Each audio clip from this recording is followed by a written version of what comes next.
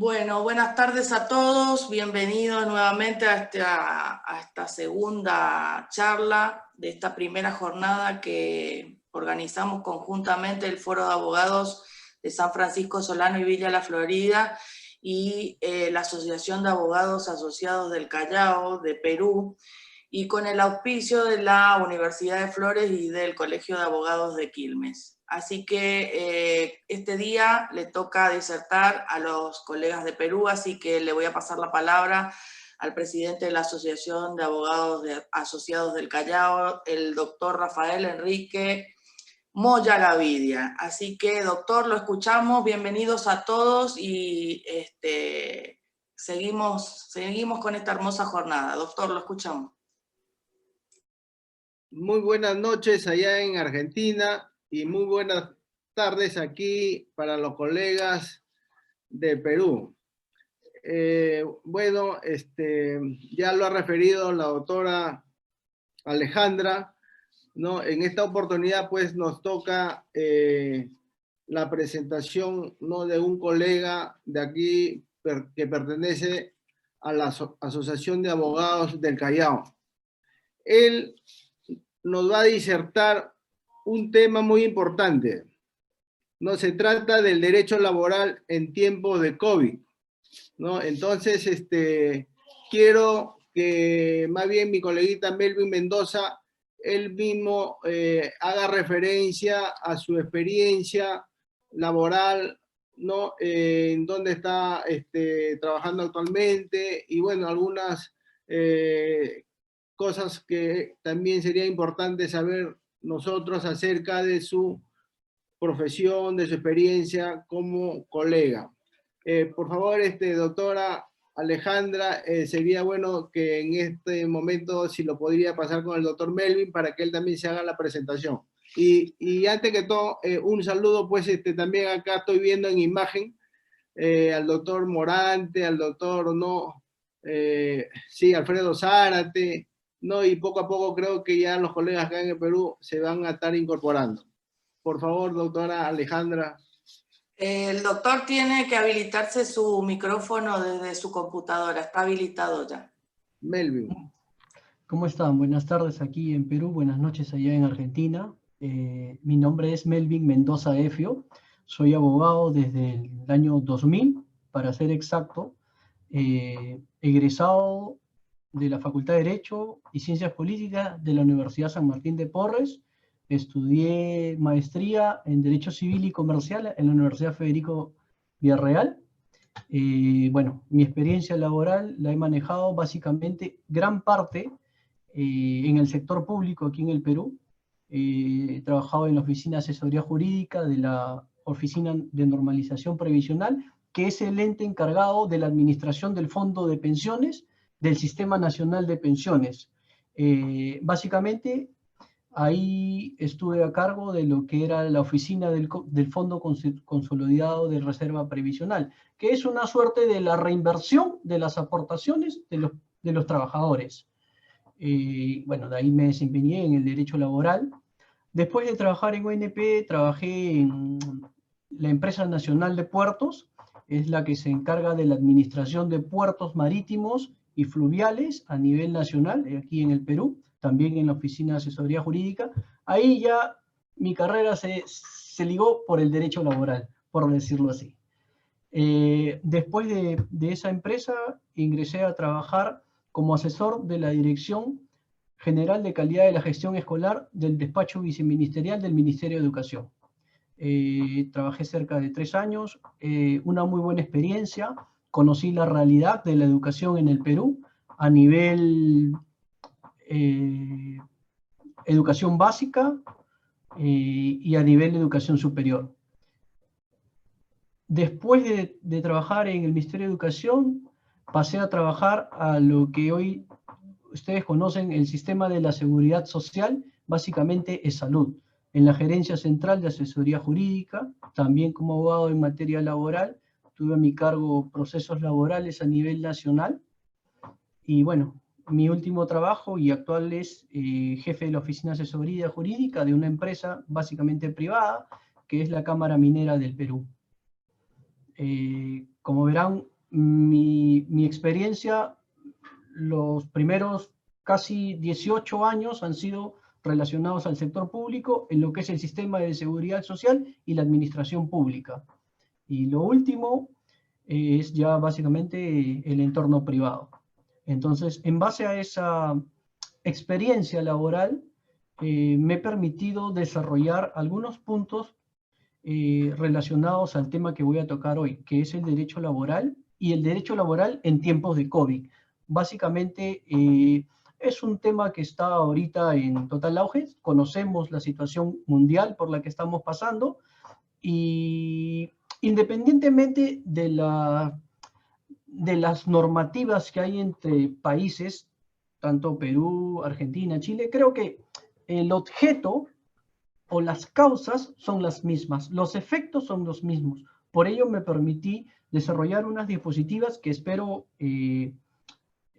tengan a bien entenderlas, que básicamente es diapositivas relacionadas a normas peruanas, pero que de algún modo vamos a tocar algunos puntos a nivel Latinoamérica y específicamente en Argentina. El último punto, ahí voy a, para que esto no sea un monólogo, me pueden interrumpir, me pueden preguntar en cualquier momento, no tengo ningún problema, pero al final yo sé que van a intervenir porque yo les voy a hacer más bien preguntas en el sentido de que quiero conocer la realidad de Argentina, cómo se está viviendo esta pandemia en el ámbito del derecho laboral y básicamente en todo el ámbito del derecho, ¿no? Porque afecta también el derecho de familia por los procesos judiciales que deben estar paralizados, el tema penal, las cárceles a nivel Argentina. Entonces, eso les voy a, en algún momento, les voy a preguntar también. ¿Me permiten, por favor, hacerles la presentación de las diapositivas? Muchas gracias. Por favor, doctor, puede hacerlo. Yo mismo me respondo, gracias. Bien. ¿Ven? El tema es el derecho laboral en tiempos de COVID. Mi nombre es Melvin Mendoza. Espero sea de su agrado. Bien, este tema lo he dividido básicamente en 3 puntos, o en tres etapas, o 3 momentos. El antes, el durante y el después. ¿Por qué el antes? Nos remitimos específicamente a 3 marcos jurídicos principales o 3 leyes que regulan la contratación laboral en el Perú. Tenemos lo que es la Ley de Bases de la Carrera Administrativa, regulada por su decreto legislativo 276. Tenemos la Ley de Productividad y Competitividad Laboral, regulado por el decreto legislativo 728. Y tenemos la Ley de Contratación Administrativa de Servicios, regulada por el decreto legislativo 1057, que en buena cuenta esta ley está siendo eliminada por la ley 29489. Ley, bueno, entró en vigencia a partir del 7 de abril del 2012. Ahora, ¿por qué hago mención a estas 3 leyes? Que no son las únicas. En el Perú tenemos una diversidad de leyes. Es decir, por cada profesión u oficio existe una ley que regula la actividad laboral. Por ejemplo, la ley del trabajador de construcción civil. Tenemos también la ley del trabajador minero. Tenemos la ley del trabajador de transportes. Tenemos la ley del trabajador del sector periodista. Pero todas esas leyes se centran básicamente en el segundo punto, que es la ley de productividad y competitividad laboral. ¿Por qué? La primera, como su nombre establece, es la ley de carrera administrativa y de remuneraciones del sector público. O sea, ya desde ahí estamos viendo que está dirigida a un grupo de personas, que son aquellos que trabajan en organismos públicos o entidades públicas, ¿cierto? La segunda es una ley que está dirigida específicamente al régimen laboral de la actividad privada. En algunos casos, el Estado tiene una particularidad, puede ser un trabajador del decreto legislativo 276 o también puede regularse por el decreto legislativo 728. Pero específicamente vamos a hablar de las empresas privadas, para no, digamos, no hacer una mezcolanza entre este tipo de normativas. Y la tercera norma, que es básicamente una norma especial, que surgió como una afán de resarcir o de alguna otra manera otorgarle un derecho a aquellos trabajadores del sector público que no tenían un contrato laboral, vale decir, emitían un recibo por honorarios, lo que nosotros lo denominamos locación de servicios. Pero, ¿qué pasa? Los locadores de servicio, en algún momento, básicamente en un proceso judicial, por el principio de nuestro profesor Américo Pla Rodríguez, el principio de la primacía de la realidad, solicitaban, dentro de los procesos judiciales, el reconocimiento como trabajador y, como consecuencia de ello, el pago de los beneficios sociales y otros que por derecho les corresponden. Por ejemplo, una indemnización. Bien, entonces ya he hecho una, digamos, una señalización de estas tres principales normas que se regulan o que rigen aquí en el Perú respecto al derecho laboral. Entonces, tenemos en el antes un marco normativo. Estas normas datan de los años 92, 97 y, como ven, 2012. El COVID es del 2019, en América Latina llegó en el 2020. Ok. Si bien estas normas tienen finalidades distintas, básicamente las tres se concentran, y todas las normas que entiendo están reguladas bajo los principios constitucionales de protección al derecho del trabajador, tanto como el indubio operario, la duda favorece al trabajador, entre otros principios, también digamos que se sintetizan en los convenios de la OIT. En general, todas las normas, tanto en el Perú, como en Chile, como en Argentina y otros países, tienen la finalidad de darle una protección legal al trabajador frente al empleador, independientemente de que si es el Estado o es un privado. Ok. Las particularidades o las similitudes de estas tres leyes son, en principio, y esto es muy importante, que la prestación del servicio es personal y subordinada. Quiere decir que hay una relación de dependencia. Es ahí donde consideramos que la ley de contratación administrativa de servicios surge o nace como un efecto de paliar esos trabajadores que no tenían un contrato de trabajo, pero por los medios probatorios se les consideraba ya como trabajadores. Principio de la primacía de la realidad para las tres leyes. Luego tenemos que, por principio constitucional o porque se establece en la Constitución Política del Perú, se respeta el trabajo de las 8 horas diarias o las 48 horas semanales. ¿Y cuál es la principal característica de esta situación? Que es la presencia y la asistencia. La presencia, que significa que el trabajador tiene un lugar, un espacio físico en el trabajo para desarrollar sus actividades. En este caso es la prestación personal del servicio. Así lo dice nuestra regulación. ¿Qué es el trabajo? Bueno, es la prestación personal del servicio que realiza una persona en favor de un trabajador y, como consecuencia, recibe una remuneración. Y el otro punto que está resaltado en rojo, que es la asistencia. ¿Qué quiere decir esto? Que la asistencia es el control que ejerce el empleador sobre el trabajador, básicamente el control del ingreso, la salida y los horarios de trabajo. Bueno, los he señalado con rojo porque más adelante vamos a ver cómo esto ha influenciado o cómo ha cambiado o cómo ha variado la situación de la prestación del servicio.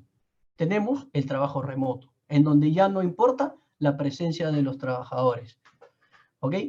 Bueno, entre otros principios tenemos el derecho al descanso semanal, el anual, las vacaciones son remuneradas, la libertad sindical. Estas tres normas establecen al trabajador la libertad sindical y básicamente una de las situaciones importantes es la regulación de la suspensión del contrato de trabajo, que puede ser perfecta e imperfecta. Las tres normas establecen ese tipo de situaciones. ¿Cuándo es perfecta? Cuando no hay trabajo, no hay remuneración, no se generan beneficios sociales. ¿Cuándo es imperfecta? Cuando hay trabajo y el empleador sí tiene la obligación de pagar lo que es la remuneración. También es un punto importante porque lo vamos a tocar ahora con esta nueva modalidad que tenemos de prestación de personal de servicio.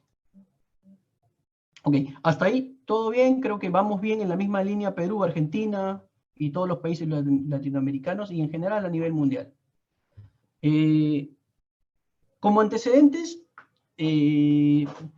normativos, ya he señalado, respecto al trabajo no presencial, nuestro marco normativo, o el marco normativo de Perú, señala que tenemos el trabajo a domicilio y el teletrabajo. El trabajo a domicilio que se regula por el artículo 87 y siguientes del Decreto Legislativo 728. ¿Cuál es el Decreto Legislativo 728? La Ley de Productividad y Competitividad Laboral que regula la actividad laboral privada. Ok. Bueno, y el teletrabajo, regulado por la Ley 30.036. O sea, antes de esta figura extraordinaria de no trabajar de forma presencial, ya en el Perú se había regulado este tipo de prestación del servicio, del trabajo no presencial, que es el Decreto Legislativo 728 para el trabajo a domicilio del año 1997 y el teletrabajo regulado por la Ley 30.036 del año 2016. ¿Ok? Entonces ya tenemos digamos, unos antecedentes laborales de trabajo no presencial.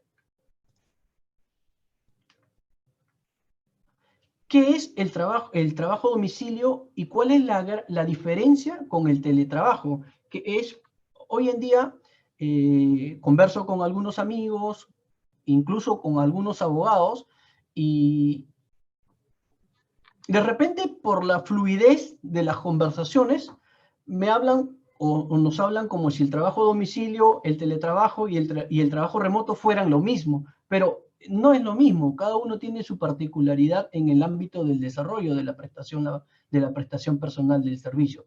En este caso, el trabajo a domicilio es un trabajo habitual o permanente, ¿no? De forma continua o discontinua, por el que cuenta uno o más empleadores. Este trabajo a domicilio, ¿qué quiere decir esta conceptualización? Que puedo comenzarlo hoy día, puedo terminarlo la semana, pero no quiere decir que he terminado el trabajo y lo puedo continuar la próxima semana el trabajo, tampoco he terminado el trabajo y puedo continuar trabajándolo y de repente lo voy a entregar en 3 meses. ¿Por qué? Porque tiene una finalidad determinada. Es temporal, continua o discontinua. Ok. Este contrato de trabajo básicamente tiene una finalidad, que es la elaboración de un producto o de un servicio específico. ¿A qué le llamamos un producto? Básicamente cuando interviene lo que es la mano de obra del trabajador. La mano de obra para el desarrollo, tal vez de repente, no sé, un zapato, un par de zapatos, una cartera y cosas así. O sea, vamos entendiendo que esta forma de trabajar está ligado o relacionado a la elaboración de determinados productos, o sea, obras. ¿Ok? Bueno, el contrato de trabajo a domicilio se celebra por escrito, a diferencia de un contrato civil, que también tenemos en nuestro marco jurídico, el Código Civil, tenemos también el contrato de obra, y que puede ser muy similar al trabajo a domicilio. La diferencia radica en que el contrato civil no necesariamente puede estar suscrito en un documento. Este contrato sí tiene que estar suscrito en un documento, tiene que cumplir una formalidad. El contrato de obra específicamente es para una obra que no necesariamente puede estar concluida o no va a estar concluida, puede ser una obra para enmendar o por una obra para iniciar. En el contrato de trabajo a domicilio, sí necesariamente la prestación tiene que iniciarse y terminarse, independientemente de si se le da un tiempo o no se le da un tiempo. Y lógicamente es consensual, o sea, tiene que aceptarse la voluntad de las partes.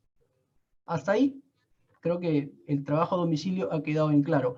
Y una forma principal de este contrato de trabajo a domicilio es que esta prestación puede celebrarse o puede realizarse porque el trabajador pone el material, los insumos, el equipo o los elementos para desarrollar. El trabajador lo puede poner. Es más, en muchos de estos contratos se le exige al trabajador que ponga el material, los insumos, los equipos, porque va a tener un resultado o va a tener una finalidad que básicamente es el resultado.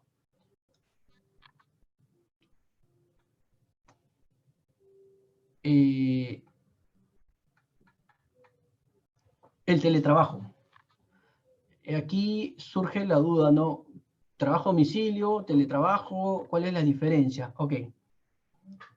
Otro punto importante también es que el trabajo a domicilio el empleado o el trabajador es quien establece dónde va a realizar esa actividad.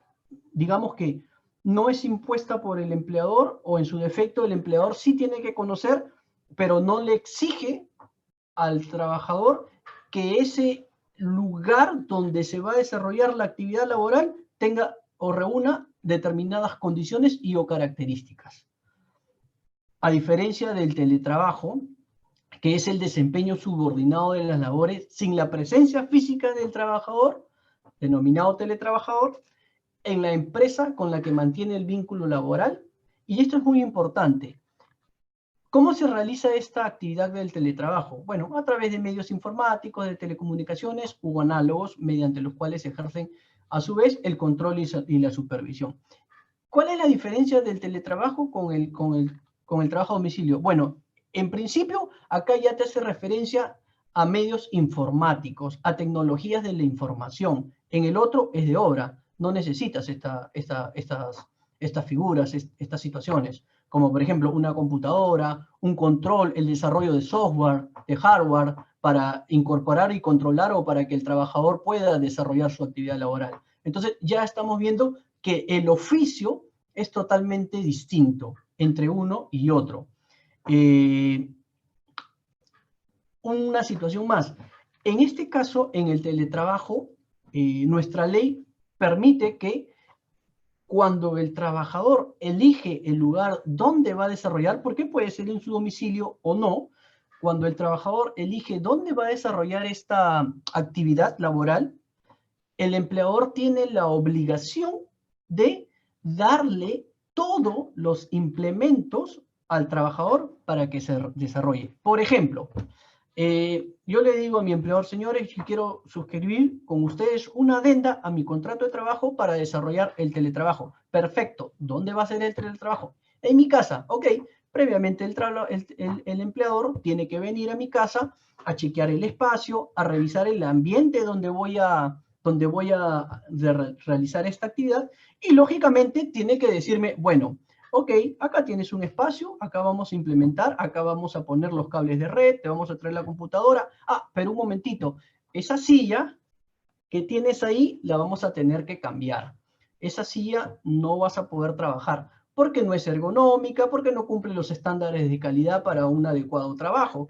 ¿Y qué pasaría si yo trabajara con esa silla? Y lo dice la ley que regula el teletrabajo. Si yo trabajo con una silla o con un equipo o con un insumo que no es adecuado y sufro algún perjuicio, lógicamente el empleador tiene la obligación de resarcirme el daño que yo haya tenido o que haya incurrido, ¿no?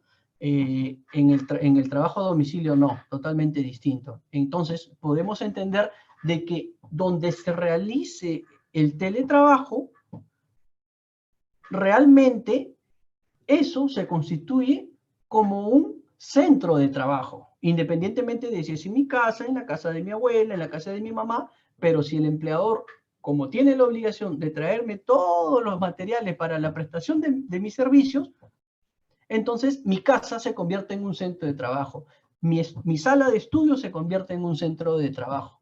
Como consecuencia, entonces ya tenemos dos diferencias entre lo que es el trabajo a domicilio y es lo que es el teletrabajo. En buena cuenta, actualmente nosotros podríamos decir de que estamos haciendo un teletrabajo porque lógicamente tenemos lo que es el control que ejerce el empleador hacia los trabajadores, como por ejemplo los medios informáticos, el registro de marcación a través de la conexión a la computadora, etc. Pero tampoco tenemos un teletrabajo. Y aquí es donde vamos a comenzar como el durante. Permítame hacer una precisión respecto a lo que teníamos antes de la pandemia. Digamos, la población económicamente activa, lo que le llamamos la PEA, o para determinar la consecuencia en la que nos ha puesto esta pandemia. ¿Ok? Bien. Ya hicimos la diferenciación, ya señalamos los antecedentes del trabajo no presencial, he hecho la diferenciación entre trabajo a domicilio y lo que es el teletrabajo, que podría aplicarse en este periodo en el cual nos encontramos todos. En el Perú, según los datos estadísticos del Instituto Nacional de Estadística e Informática, el INEI, actualmente señala que la población peruana está cerca de los 33 millones de habitantes. Consideremos que es el 100%. A diciembre del 2019, o sea, 2 meses y medio o 3 meses, 2 meses y medio antes del inicio de la pandemia, se estima que 24.567.600 personas tenían edad para desempeñar una actividad económica. ¿Qué quiere decir eso? Que no todos estaban trabajando a diciembre del 2019, pero ya tenían, digamos, la edad mínima en el Perú es a partir de los 16 años, legalmente es desde los 18, pero de los 16 años a partir con autorización de los padres de familia, ¿no? Digamos que a partir de los 16 años, 24.567.600 personas tenían la edad para desempeñar una actividad, digamos, económica, un trabajo. De esa cantidad, de ese 100%, 17.780.200 personas correspondían a la PEA. Es decir, el 53.88% eran trabajadores. Trabajadores tanto del sector público como del sector privado. Y al hablar del sector privado, vamos a hablar de todas las, digamos, los regímenes especiales que les he señalado. 33 millones. La población, digamos, que teníamos un 50, de ese 100% tenemos un 53.88%, teníamos, vale decir, al 31 de diciembre del 2019, teníamos un 53.88% de personas trabajando, que corresponde a 177.080.200 personas o trabajadores a nivel nacional. Un buen número.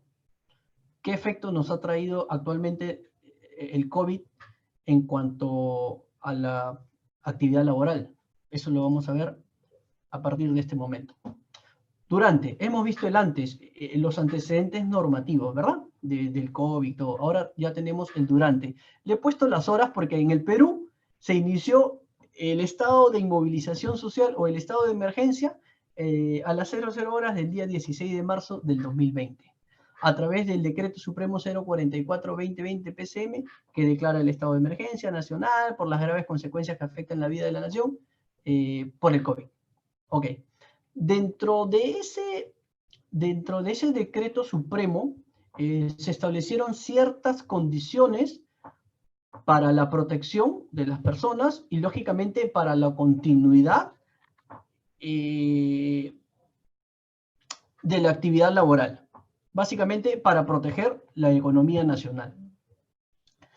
Si bien se declaró lo que se llama la inmovilización social, es decir, teníamos restricciones para el tránsito, para ir a determinados lugares y todo lo demás, lo que no paralizó es la actividad comercial, lo que no paralizó es la actividad comercial relacionada al suministro de bienes y servicios necesarios para la protección de la salud pública, es decir, clínicas, farmacias, hospitales y otros relacionados a ellos, como médicos particulares y todo lo demás. Se cerraron las fronteras, al cerrarse las fronteras no habían importaciones, al no haber importaciones, las empresas de algún momento, las grandes industrias comenzaron a producir mucho más, porque a medida que nos íbamos encerrando y los supermercados se iban agotando sus productos, las empresas tenían que producir más. Por lo tanto, ya comenzamos con un proceso de consumismo, ¿cierto?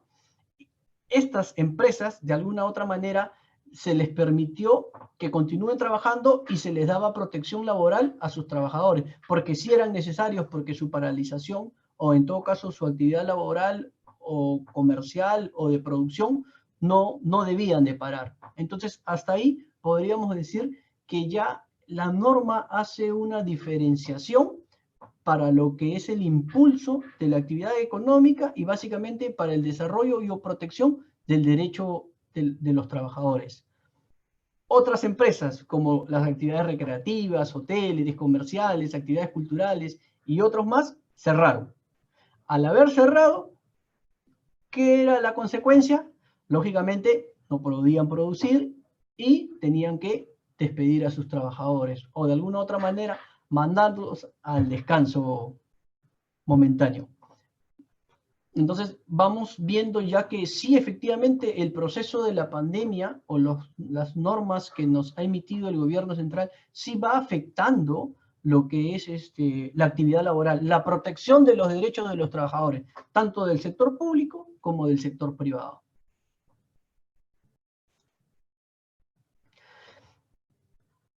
Una de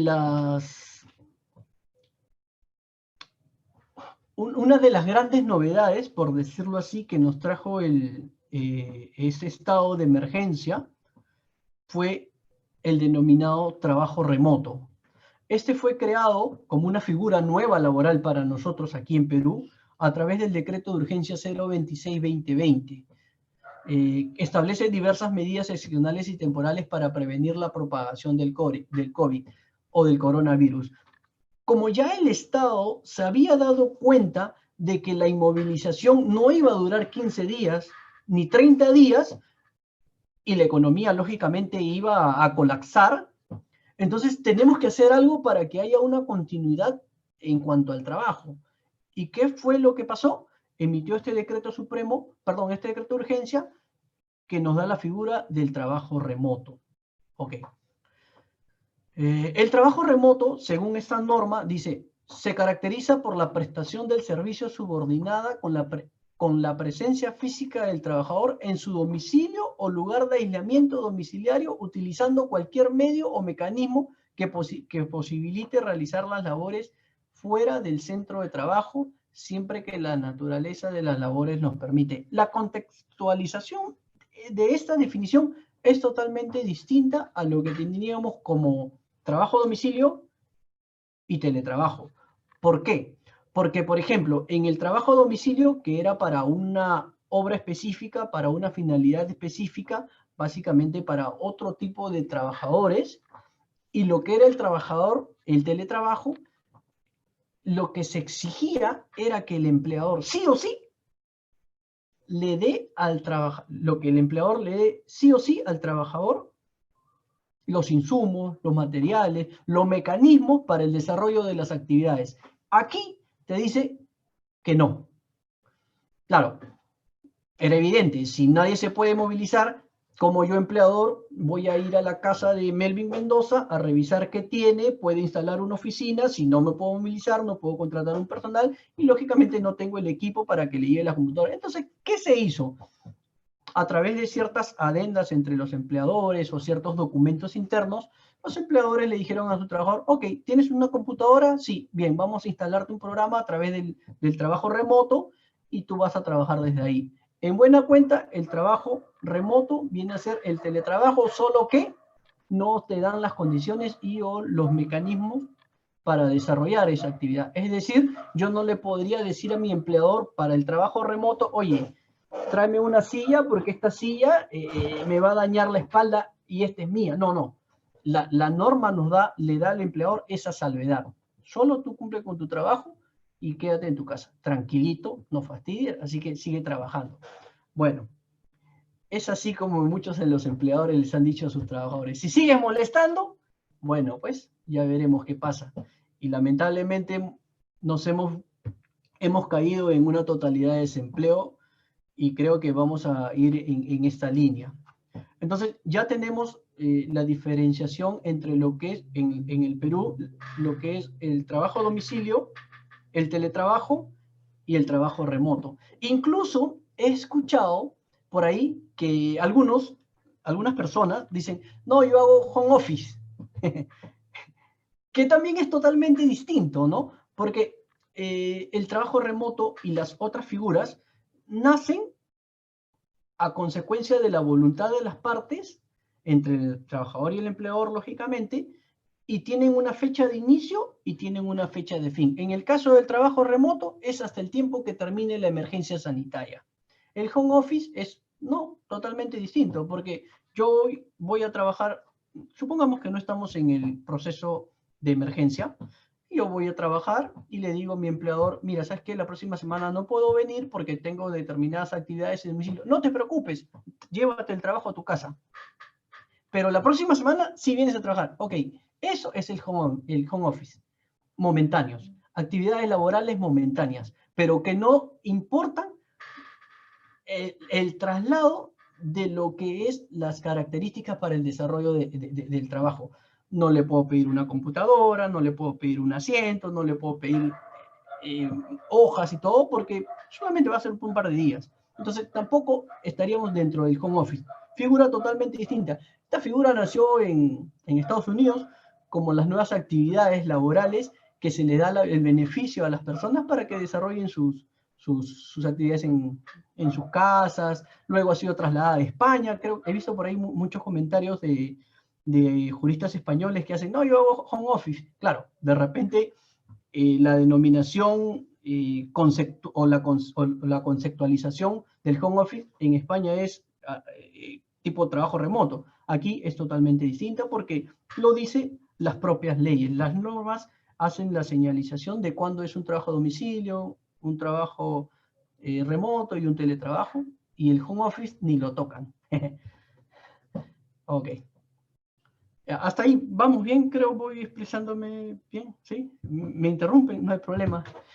Las características del trabajo remoto. Bueno, a través del trabajo remoto, de este tipo de trabajo, los trabajadores y sus modalidades formativas. Esto es algo importante. ¿Quiénes están incluidos en el trabajo remoto? Primero, el trabajo a domicilio y el teletrabajo solo aplica para personas que se encuentran en calidad de ser trabajadores. Valga la redundancia. Solo sí o sí los trabajadores, aquellas personas que tienen un contrato de trabajo, pueden realizar estos dos tipos de actividades, ya sea a domicilio o teletrabajo. El trabajo remoto aplica para trabajadores y para las modalidades formativas. En el Perú, ¿a qué le llamamos modalidades formativas? A los practicantes preprofesionales y a los profesionales.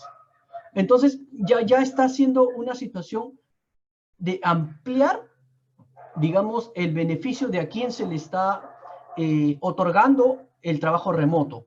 ¿Para qué? También para proteger a los practicantes. Claro, en una actividad laboral o en una empresa, lo más fácil es, oye, tenemos que disminuir personal porque, bueno, si el practicante está obligado a venir y no le aplica el trabajo remoto y no le aplica el trabajo, bueno, chao, pues no. Acá ya se está dando la protección al trabajador y la protección al practicante, llámese profesional o practicante preprofesional. Entonces, esa es una característica muy importante, que abarca más allá de solo un trabajador.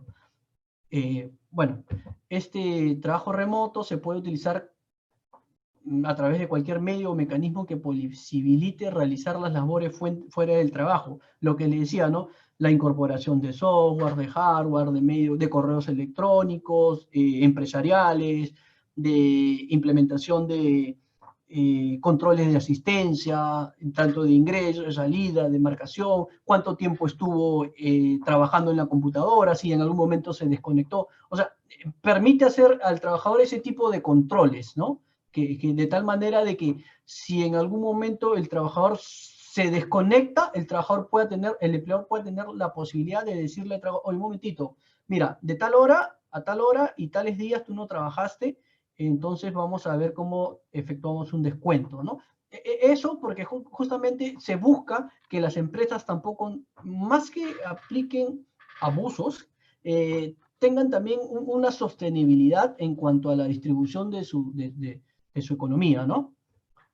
No le voy a pagar a un trabajador porque está en su casa y en ese momento tiene 2 horas dormido, ¿no? Entonces, es una forma de medir el trabajo. Claro, que también se puede, esta norma lo que también establecía es que, ok, mi horario de trabajo es de 8 horas diarias o 48 horas semanales, pero si en la oficina yo entraba a las 8 de la mañana, bueno, yo quiero trabajar a partir de ahora a las 10 de la mañana y termino así, ¿no? O sea, eso sí flexibiliza. Lógicamente, el trabajo remoto no aplica para aquellas personas que están diagnosticadas con el COVID, porque ellos tienen un tratamiento especial, básicamente el descanso médico, y por la necesidad o urgencia de la inmovilización social, era lo que les mencionaba, ¿no? El trabajador pone a disposición del empleador sus recursos y o bienes para el desarrollo de la actividad, a diferencia del teletrabajo, en donde el empleador sí o sí tiene que darle los mecanismos necesarios para el desarrollo de la prestación personal del servicio.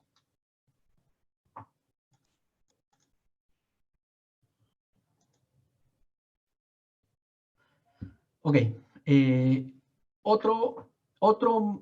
Otra norma que se ha emitido ya desde el periodo de emergencia nacional, tenemos el decreto de urgencia 029-2020 que dicta medidas complementarias destinadas al financiamiento de la micro y pequeña empresa y otras medidas para la reducción del impacto del COVID. Ok, se inició el trabajo remoto, pero no era suficiente.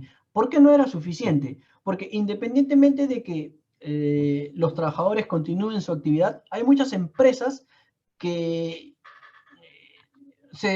básicamente se basaban a lo que es la producción no de grandes producciones, pero de alguna otra manera necesitaban tener una actividad perenne para poder obtener riquezas y lógicamente sostener la planilla.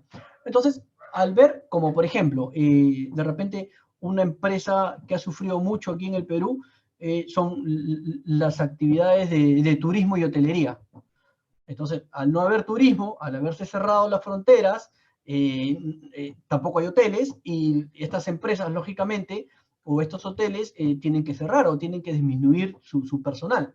Entonces, el Estado vio por conveniente emitir un decreto de urgencia para tener o mantener la sostenibilidad de este tipo de empresas y que no afecten, lógicamente, a sus trabajadores. Entonces, ¿cuál fue digamos, esas nuevas incorporaciones en beneficio de las empresas y de los trabajadores? En principio, independientemente de que se continúe con el trabajo remoto, se establecía que los empleadores otorguen una licencia sin goce de haberes compensable a su personal. El decreto legislativo 728, el 276 y el régimen CAS establecen la situación de la licencia o la suspensión perfecta del contrato de trabajo con goce de haberes y sin goce de haberes. Pero aquí ya necesariamente la licencia te dice que debe otorgarse sin goce de haberes, compensable al personal. Es decir, ok, no lo vas a despedir, dale una licencia, tal vez de 1 mes, 2 meses o durante el tiempo que dure el COVID, pero el trabajador se va a quedar desprotegido porque no va a trabajar. Por lo menos yo no trabajaba, pero me seguían pagando. Ahora ya no me van a pagar. ¿Qué hago? Ok, la misma ley, este mismo decreto de urgencia, estableció otras medidas. Por ejemplo,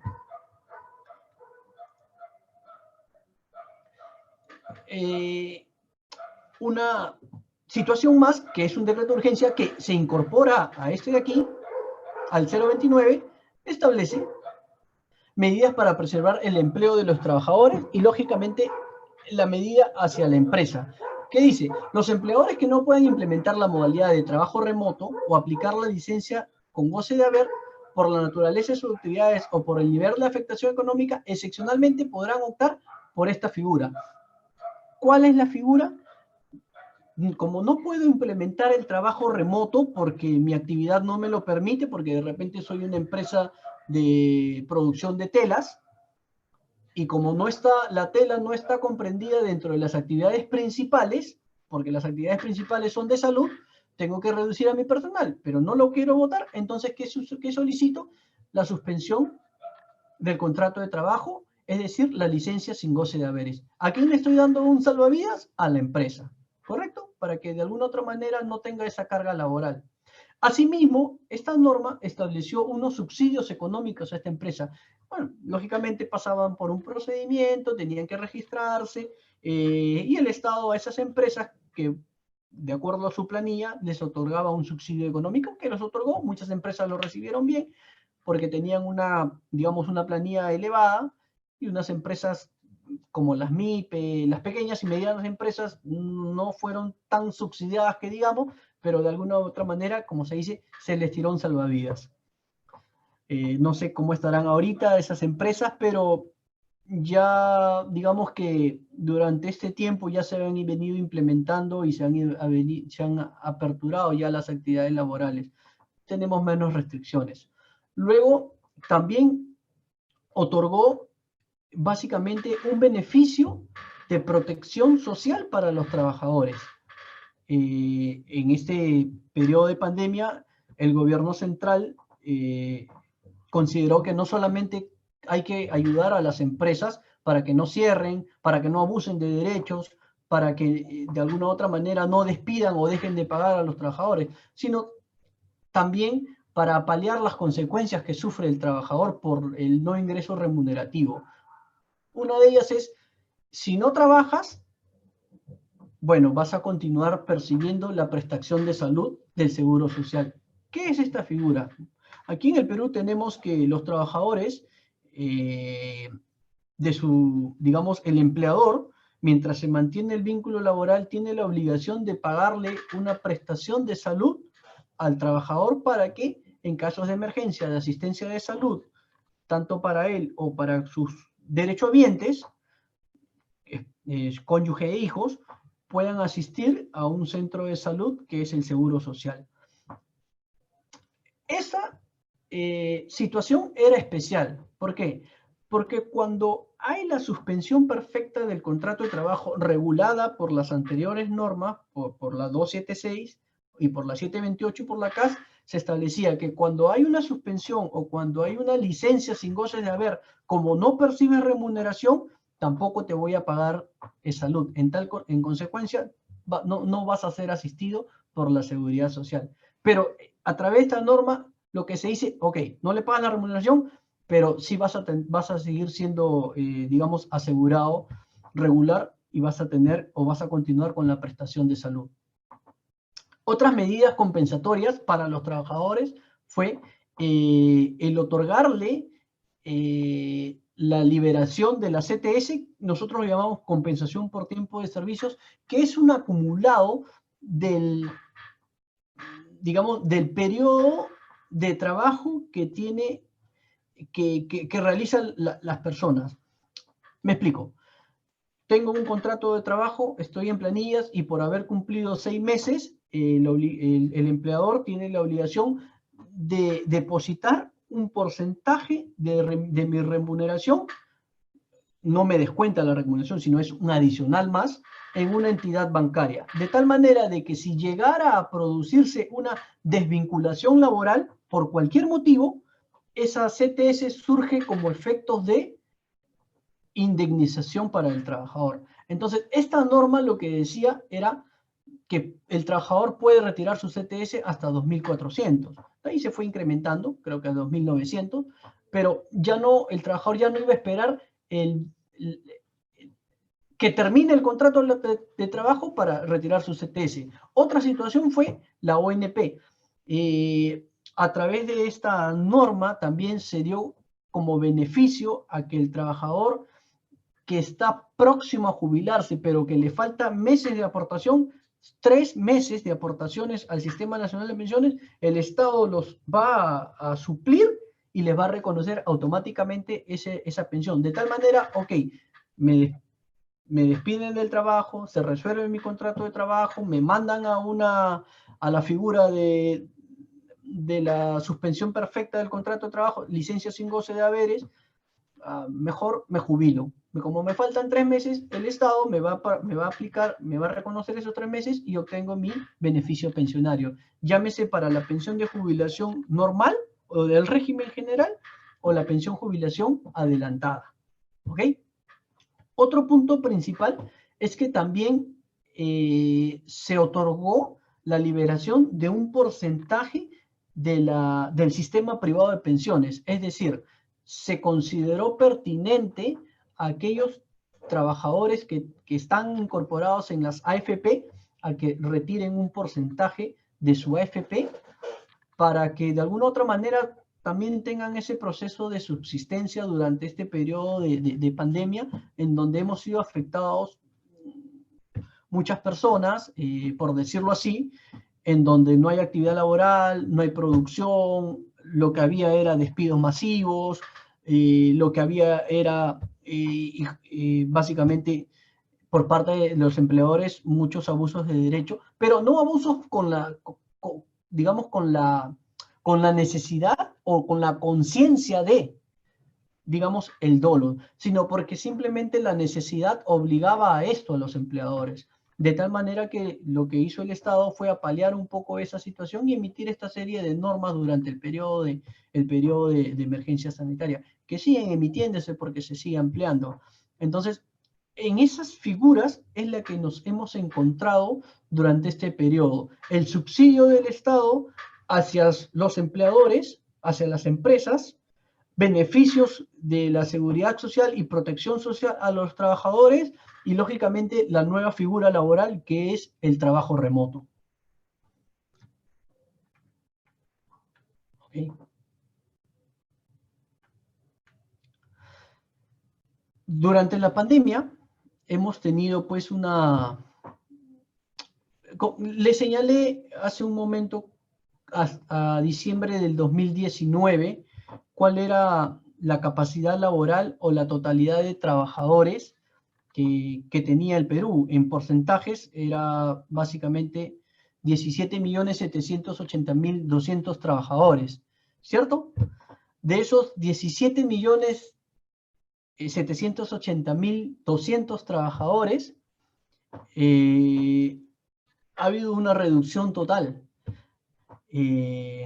Actualmente, sin trabajo o por efectos de la pandemia o productos de la pandemia, por lo que le comentaba, ¿no? Que básicamente era la inmovilización social, la no producción, el no consumismo de algunas actividades, ha habido una reducción del 61%. Es decir, 6.934.278 personas han dejado de trabajar desde el 15 de marzo del 2020 al 30 de septiembre del 2020. No quiere decir que estas personas no entren en calidad de pobreza extrema o media pobreza. Lo que sucede es que estas personas en algún momento se han reacondicionado su actividad laboral. Por ejemplo, uno muy claro es, una persona fue despedida de su trabajo porque de repente ya no era de primera necesidad su actividad laboral, pero esta persona ahora se dedica no sé, a la elaboración y entrega de comidas, al delivery, utiliza su carro y todo lo demás. Claro, lo que sucede es que un porcentaje ha quedado desempleado y otro porcentaje ha pasado a ser un trabajador informal, por decirlo así, porque ya no tenemos un registro de sus ingresos, porque ya el Estado no tiene un registro de sus cotizaciones al Sistema Nacional de Pensiones o tal vez a la AFP, porque ya el Estado no tiene un registro respecto a los impuestos que pueda generar, ¿no? Entonces, no podríamos decir que este 61% o 6.934.678 trabajadores, ex trabajadores, van a pasar a la pobreza extrema, no, sino que han cambiado su figura laboral. Muchos de ellos han pasado a lo que es la actividad laboral informal. Bueno, de esos 17.780.200, tenemos una totalidad actualmente de 10.845.922 que tienen un trabajo. Actualmente, nuestra población económicamente activa se sustenta bajo la cantidad de 10.845.922 millones, que viene a ser en buena cuenta el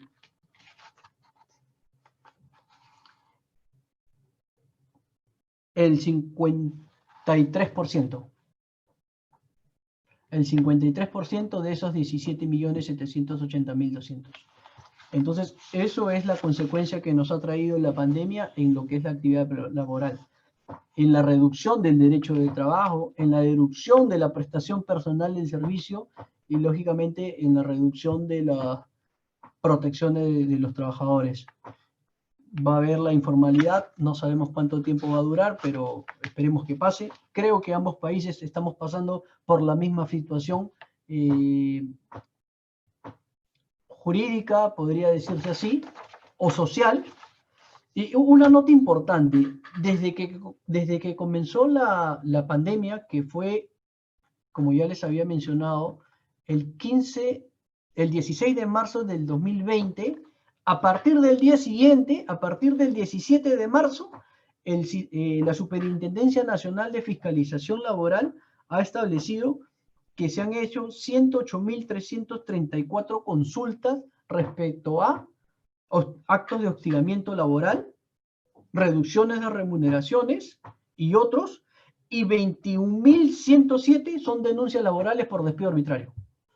Entonces, claro, 21.107 no es nada a la comparación de 61%. ¿Cuál habrá sido el negocio de los empleadores? ¿Cuál ha sido la forma de apalear ese incremento de denuncias o esas fiscalizaciones que de repente van a venir de forma posterior? Pero básicamente eso es la consecuencia que nos ha traído la pandemia. Este es el derecho laboral en el que actualmente nos encontramos producto del COVID. Y ahora viene el después. Bueno, el después sí lo he dejado en blanco y prácticamente estoy basado en estadísticas.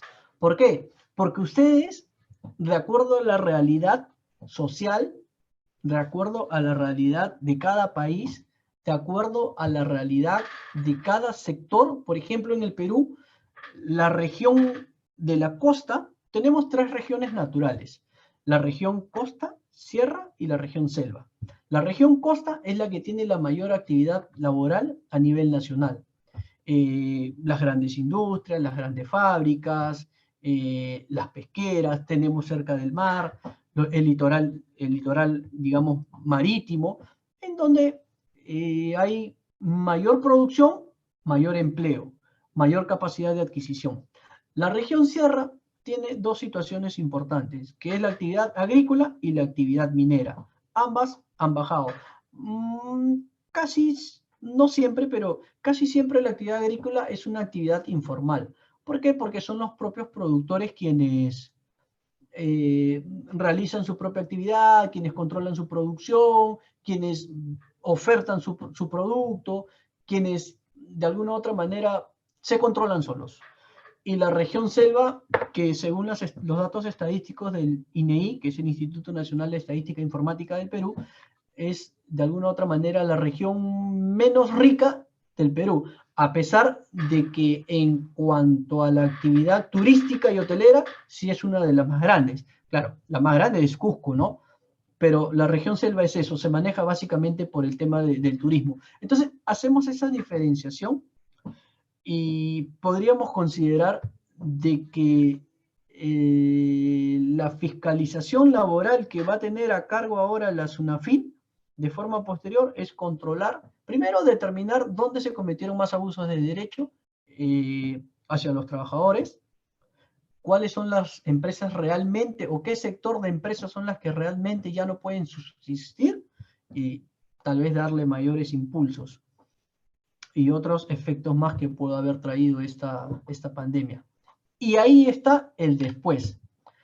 Aquí sí me gustaría que todos intervengan. Ya le dije que esto no iba a ser un monólogo, a la final todos vamos a intervenir. Y tal vez desde el ámbito de nuestros amigos argentinos, ¿qué consideran que va a venir después de que pase este tema de la pandemia? ¿Qué va a venir? ¿Las empresas van a continuar subsistiendo? ¿Muchas van a cerrar?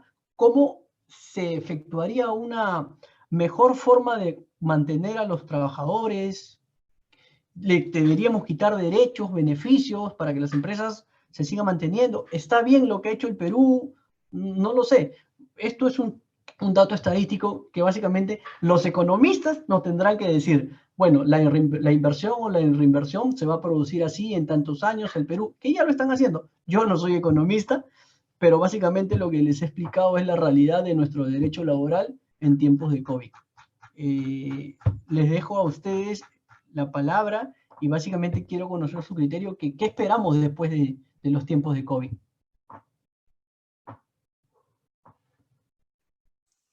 Tiene que activar su micrófono, doctor Moya. Lo puede activar desde su computadora. ¿Ya? ¿Me escuchan? Sí, sí, doctor, ¿cómo está? Claro. Ya. Bueno, en realidad el doctor Mendoza nos ha dado pues toda una secuencia de qué es lo que está pasando, ¿no? Durante el estado de emergencia sanitaria, ¿no? ¿Qué normas han implementado? ¿No? Pero quería más que todo aquí de repente sumar o que él nos puede explicar un poquito más, ¿no? Respecto al decreto de urgencia 026, donde se implementa casualmente en este estado de emergencia sanitaria el tema de la figura de trabajo remoto, ¿no? Si bien es cierto, ¿no? Nos ha dado ciertas pautas, pero me parece que también hay ciertas condiciones o características de este trabajo en el sentido de que está también dirigido para las personas, creo, de mayor de edad, ¿no? Me parece que el Ministerio de Salud o el mismo decreto creo que indica de que sean también para trabajadores que tengan 65 años. Y también me parece que es para trabajadores que tengan algún tipo de enfermedad, ¿no? Y que esto pueda generar, pues, algún riesgo, ¿no? Por el tema del COVID. Por favor, quería en todo caso a ver si es que nos puede aclarar ese punto. Claro, claro que sí, doctor. Muchas gracias. En realidad, esta norma no hace específicamente precisión sobre trabajadores con alguna comorbilidad o para aquellas personas mayores de 65 años. Eso se da de forma anterior incluso, cuando se establecen las etapas o las fases para el reinicio de las actividades. Pero sí deja a salvo para aquellas empresas que tengan trabajadores de mayores de 65 años o con alguna comorbilidad que continúen efectuando el trabajo remoto, pero no necesariamente está dirigido para ellos, sino que de repente hay empresas de que no quieren iniciar este año, porque hay que considerar que el estado de emergencia en el Perú termina el 7 de diciembre del 2020, pero hay empresas que de repente no quieren continuar, no quieren reincorporarse el 8 de diciembre hasta que no venga la vacuna. Entonces, no necesariamente los trabajadores mayores de 65 años, sino a nivel de todo su personal, continúan trabajando. Sí, efectivamente, ahí lo que hace la norma es la salvedad.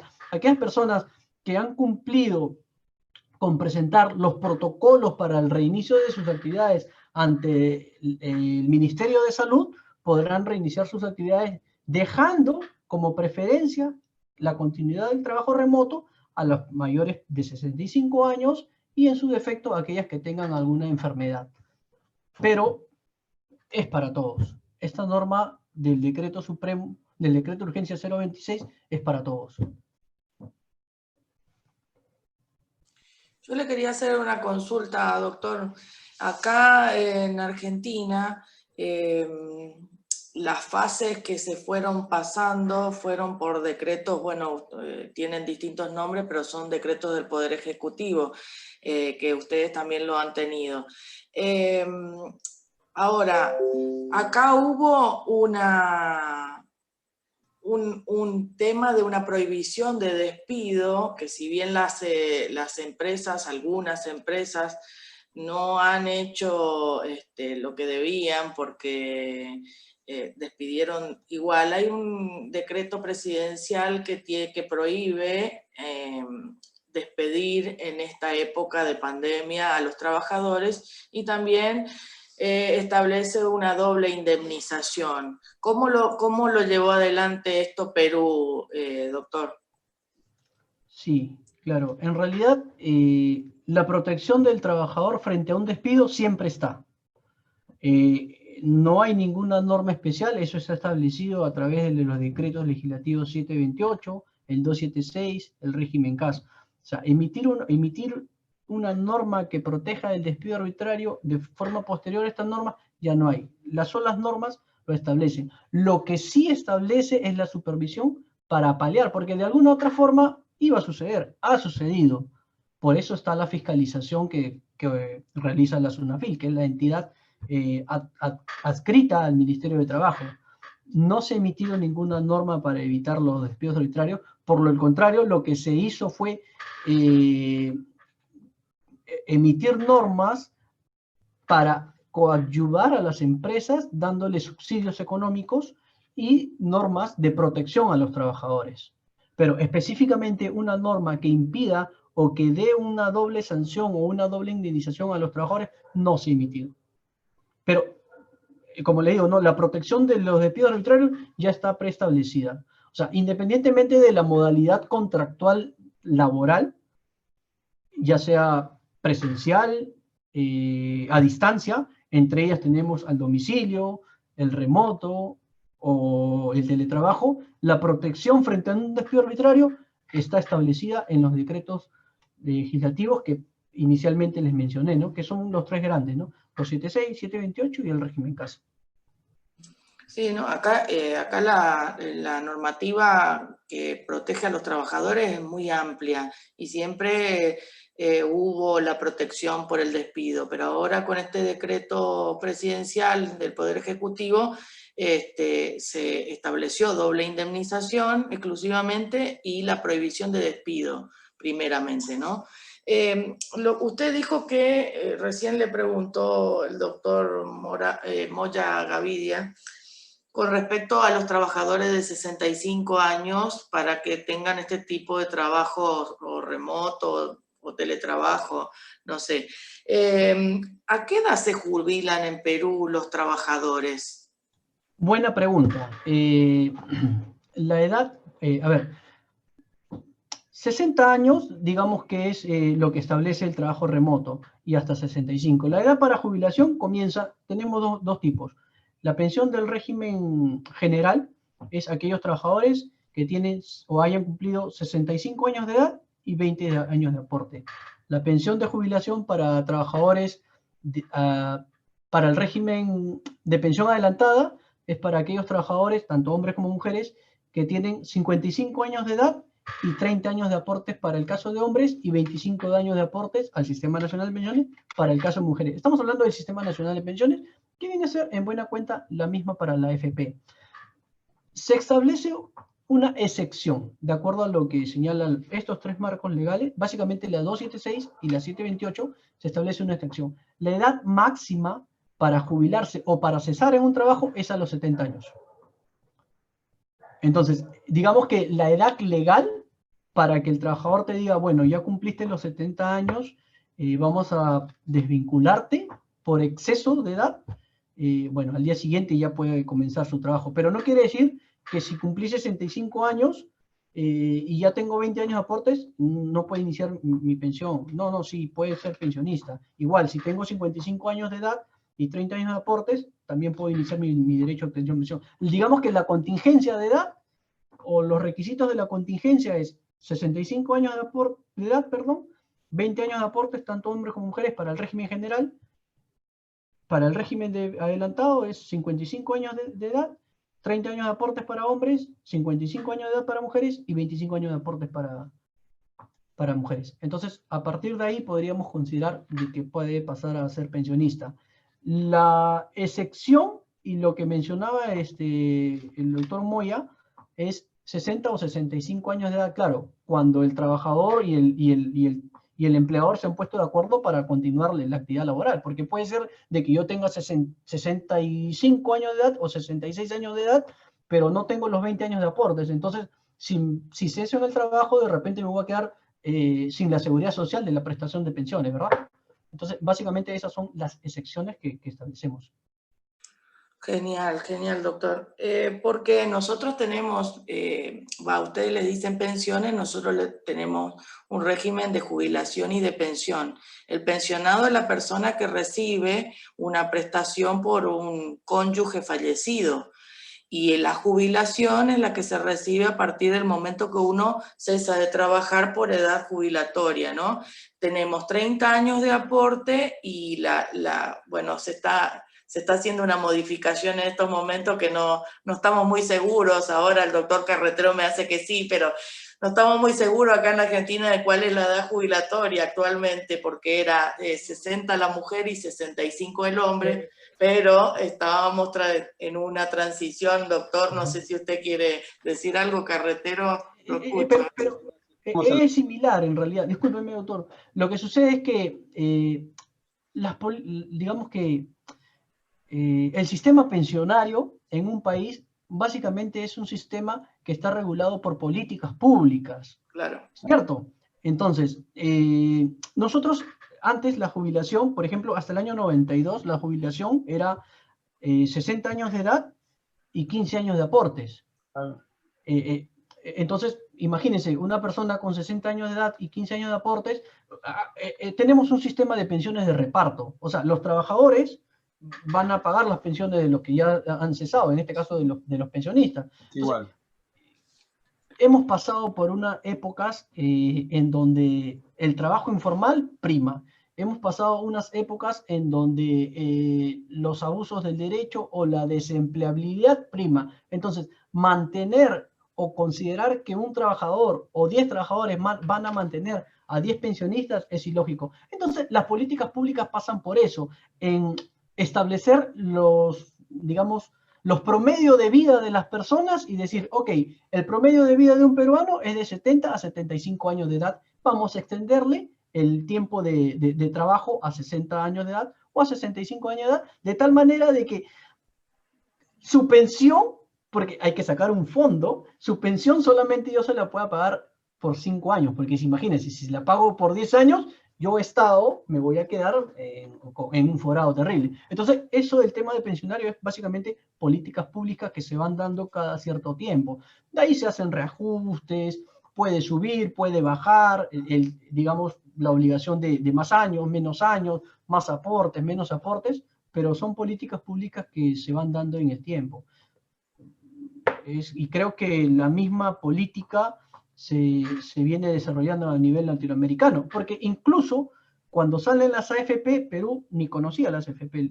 Las AFP o el sistema privado de pensiones ha sido una copia y réplica del sistema privado de Chile, del sistema privado de Uruguay. Entonces, básicamente tenemos casi la misma... Acá fueron un desastre las AFJP. Aquí se mantienen, por ejemplo. Aquí se mantienen, ¿no? Pero tenemos básicamente la misma política pública en cuanto a lo que es la seguridad social, el sistema de pensiones. Años más, años menos, aportes más, aportes menos, variarán en el tiempo, pero es promedios de vida que se... Sí, el cálculo, la esperanza de vida de la persona y que no esté, por ejemplo, más tiempo jubilada que la que está trabajando. O sea, por eso se va sumando cada vez más. Claro, en el caso del Sistema Nacional de Pensiones, el principio es el principio de solidaridad, ¿no? El principio básico es la solidaridad. O sea, yo trabajo y con mis aportes te mantengo a ti pensionista. Distinto a las FP, ¿no? Es un fondo único para mí, pero viene a ser lo mismo. Entonces, la edad para jubilarse es de 65 años de edad en Perú, 20 años de aportes, y de repente si un trabajador y un empleador se ponen de acuerdo, pueden alargar más, pero ojo, en este periodo de emergencia ya no puedes trabajar, tienes que continuar como trabajo remoto. Eso es lo que establece esa figura que hizo mención el Tromoya. Claro. Acá la división que usted hizo entre teletrabajo, trabajo remoto y trabajo domiciliario no existe en la República Argentina. El teletrabajo recién ahora se está tratando de ingresar de una forma media extraña. Se ríen porque saben que lo que estoy diciendo es cierto. Recién empezó a reglamentarse, hubo problemas con la media sanción de esta reglamentación, de esta ley. Bueno, ahora se está viendo, hay cosas que todavía no han quedado muy claras, o sea que acá el teletrabajo en Argentina se está rigiendo, corríjanme si quieren alguno de los que están acá de Argentina, se está rigiendo de la forma que se pueda, ¿no? Porque todavía no tenemos una reglamentación específica respecto de esto. Nosotros, por eso comencé tocando el tema del antes, el durante y el después, ¿no? El antes, nosotros ya teníamos normas que regulaban la no presencia del trabajador en el centro de trabajo. De alguna otra manera es interesante porque, claro, a muchos nos ha afectado este trabajo remoto, algunos no, porque ya lo habían implementado. No en las mismas condiciones, pero de alguna otra manera nos ha ayudado a algunas empresas, ¿no?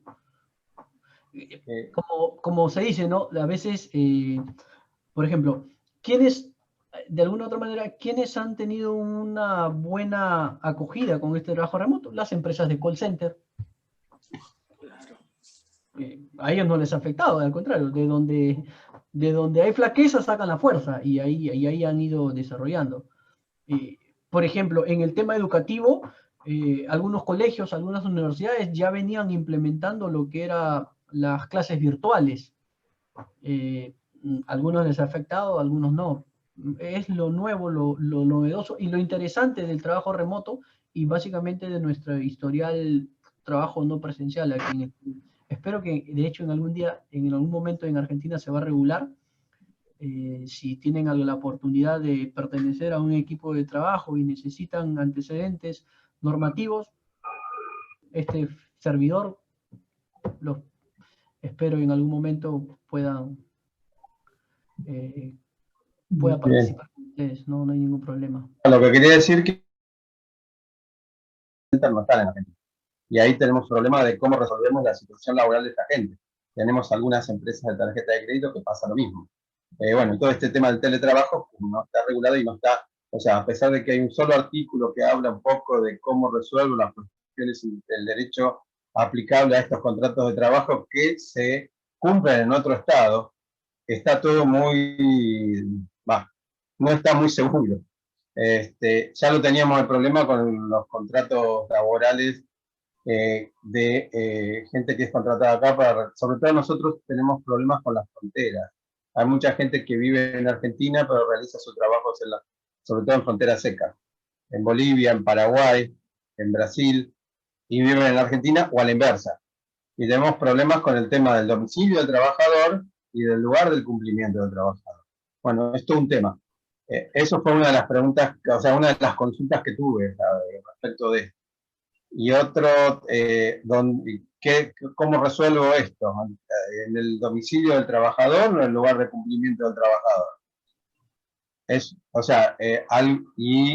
Alguna jurisprudencia, algunos están hablando del derecho por este principio protector y de tutela judicial del trabajador, están hablando, a pesar de que no hay convenios internacionales al respecto, están hablando del derecho más beneficioso para el trabajador por este tema de la tutela.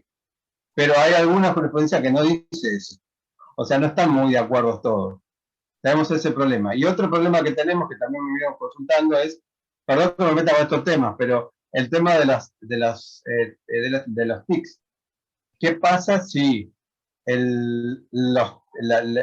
digamos, el software que implementa el empleador en el aparato del empleador le produce una infección a la computadora y le destruye la computadora, o al revés? Bueno, tenemos esos temas también dando vueltas que no sabemos quién es el responsable de esto.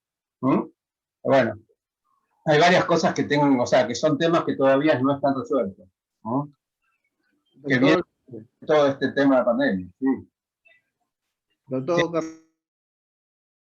un puntito, ¿no? En tiempo de pandemia, ¿qué pasaría si en este contexto del trabajo remoto le pasaría pues ese coronavirus al trabajador?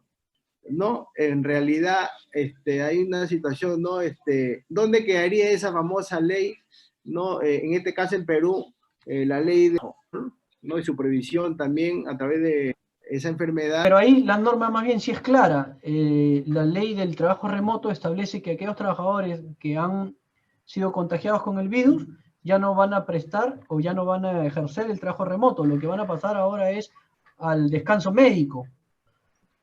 Claro, eso sí lo dice la norma. Claro, pero me refería más que todo también, por ejemplo, ¿no? a qué derechos tendría que abocarse, por ejemplo, ahí tendría consecuencias no penales, imagino, ¿no? Contra el empleador o de repente administrativamente, ¿no? Ahí hay un punto importante. En el trabajo remoto o la norma que regula el trabajo remoto no establece el pago de una indemnización por accidente de trabajo o por enfermedad profesional. Hoy en día el COVID está considerado como una enfermedad profesional porque así lo ha declarado la OMS y la OIT. En el caso de que sea una enfermedad profesional, lógicamente, porque está ejerciendo el trabajo independientemente de donde sea, yo estoy contagiado y contagio a mi familia, el empleador tiene la obligación de resarcirme si tuviera un perjuicio económico, los daños que corresponden y lo demás. No lo dice así, pero ya nos vamos un poco a la doctrina, nos vamos un poco al ejercicio, nos vamos un poco ya a forzar legalmente esa figura. Esto más bien sí lo dice la ley que regula el teletrabajo. El trabajador que sufre, por ejemplo, hice mención a que en el teletrabajo yo le digo al trabajador, al empleador, oye, ¿sabes qué? Mi silla está mala, me está dañando la espalda y por lo tanto tengo un lumbago, de repente me está fastidiando la columna, también es un accidente en el trabajo o de repente una enfermedad profesional que el empleador, sí, la ley sí lo establece, sí tiene la obligación de procurar la mejor solución, entiéndase, de salud y económica, para yo ya no tener esa consecuencia. Es decir, el empleador tiene que venir y revisar mi silla si cumple con las características ergonómicas esenciales para mi actividad laboral. No lo dice la ley del teletrabajo porque, lógicamente, son dos finalidades distintas en el del teletrabajo remoto. ¿Por qué? Porque la ley del teletrabajo, antes de que se ejecute esa actividad laboral, el empleador tiene que venir a supervisar el ambiente. Cuando había el trabajo remoto fue por una necesidad de urgencia, o sea, no iba a haber ese tiempo o ese espacio para que el empleador venga y diga, oye, a ver este ambiente donde estás trabajando, no, te voy a cambiar de silla. No, era urgencia, hay que implementarlo sí o sí porque la actividad económica no puede parar. Esa es la gran diferencia y sí, la norma sí lo regula, al contrario. Ya te dice, ¿no? El COVID, enfermedad profesional. Si lo contraes, tienes que ser resarcido económicamente. Sí, yo tengo otro tema también que es materia de consulta. Bueno, nosotros estamos confinados y no podemos mantener reuniones sociales en sitios cerrados con nadie. ¿Qué pasa si el trabajador viola esta norma? ¿Es responsable el empleador? Ahí tengo una duda, o sea, estoy consultando porque no sé qué contestar. Está bien, yo, o sea, contrajo una enfermedad laboral, obviamente, todo, pero es todo un tema, o sea, contrajo la enfermedad por violar un decreto. O sea, bueno, esas son las consultas que estoy teniendo. Ahí es un tema, de verdad. Ahí yo diría que entraríamos a una contienda, a un litigio. El primero, el trabajador por demostrar que no incurrió en una infracción a las normas de inmovilización social.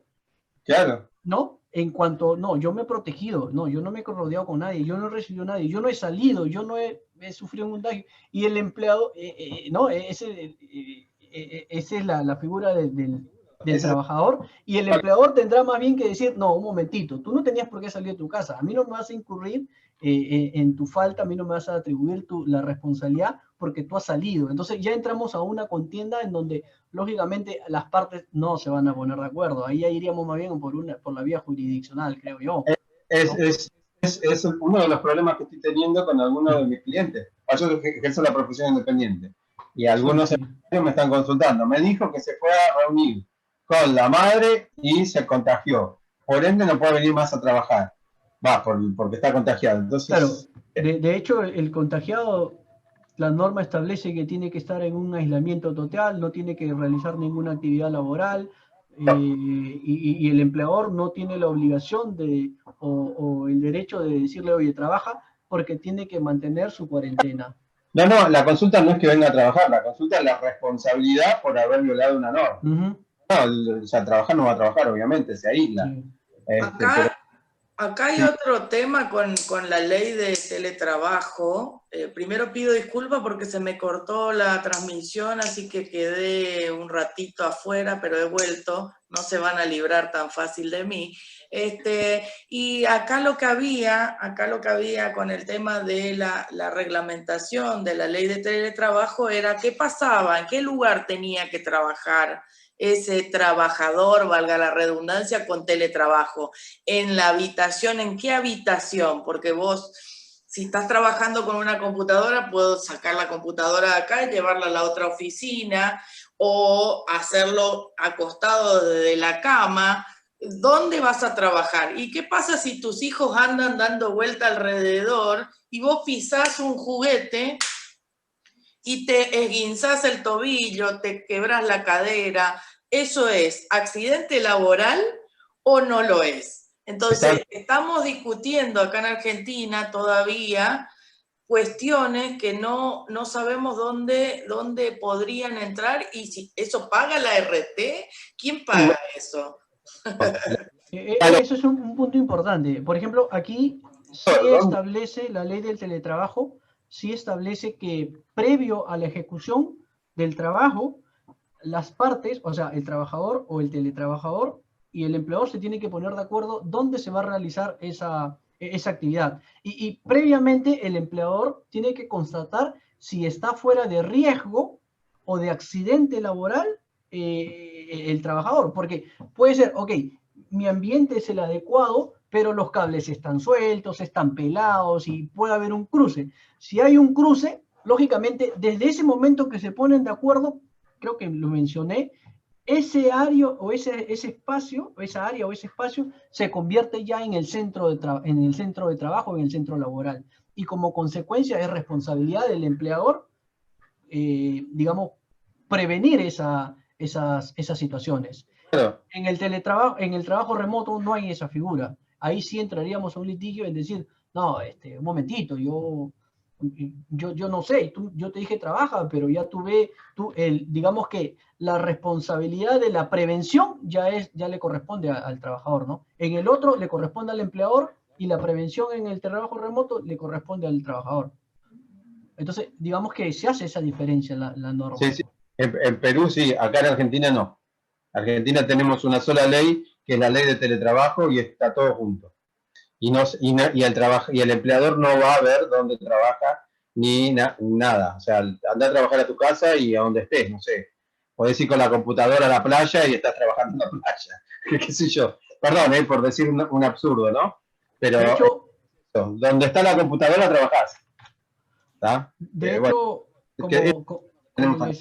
como les había mencionado, y de la exposición que he hecho, que espero haya sido entendible, yo precisé los 3 temas principales del momento, de la etapa que estamos viendo, ¿no? El antes, el durante y el después. Que el después justamente es lo que ustedes están mencionando, la experiencia que se está teniendo ahorita y de repente compartir experiencias con otras personas de otros países, nos va a hacer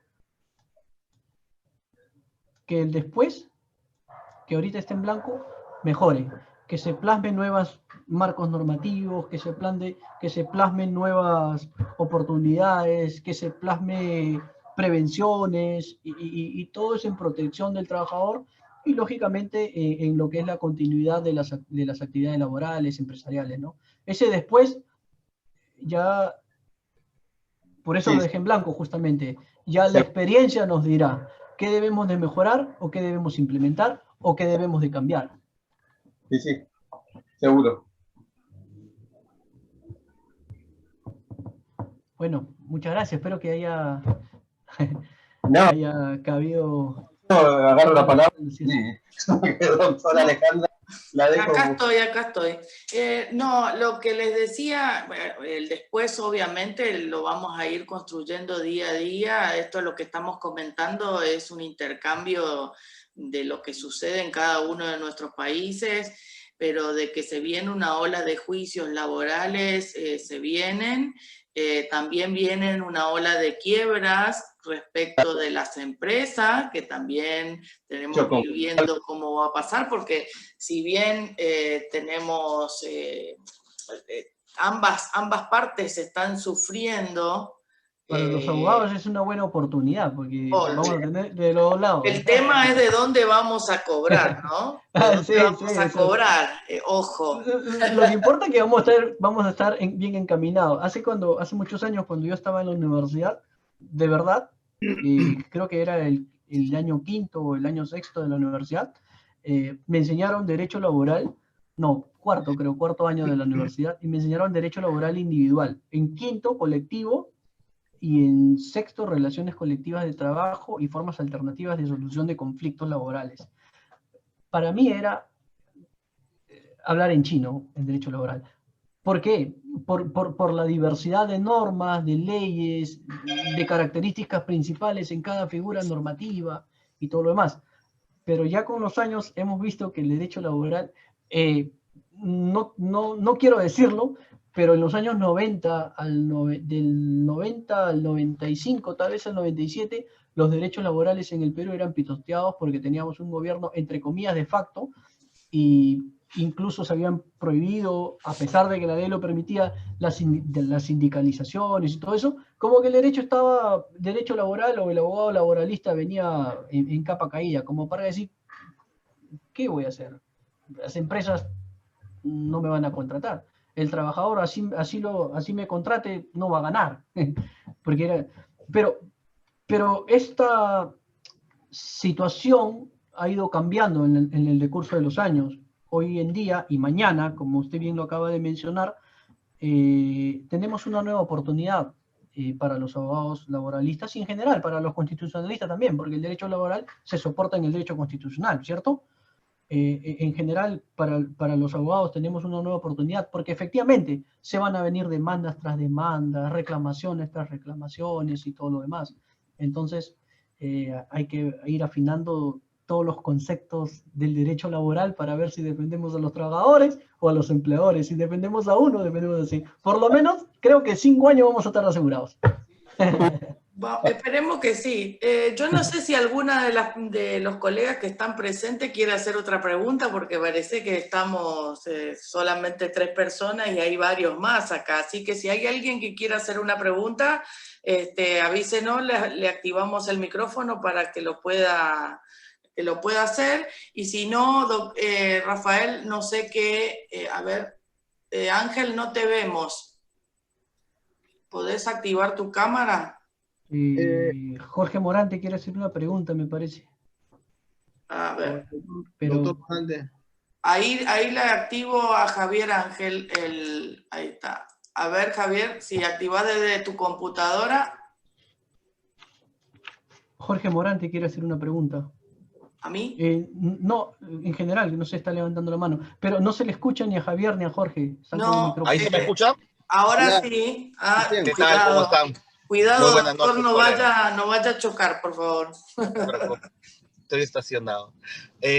Una pregunta. He visto que en el Ministerio Público y en el Poder Judicial en Perú se ha intentado forzar a los trabajadores para que el trabajo remoto sea realizado, por ejemplo, con sus propias computadoras, sus propios ordenadores. En ese caso, ¿cómo se podría considerar por parte del derecho laboral a estas ¿habrían infracciones o no? Esa sería la pregunta.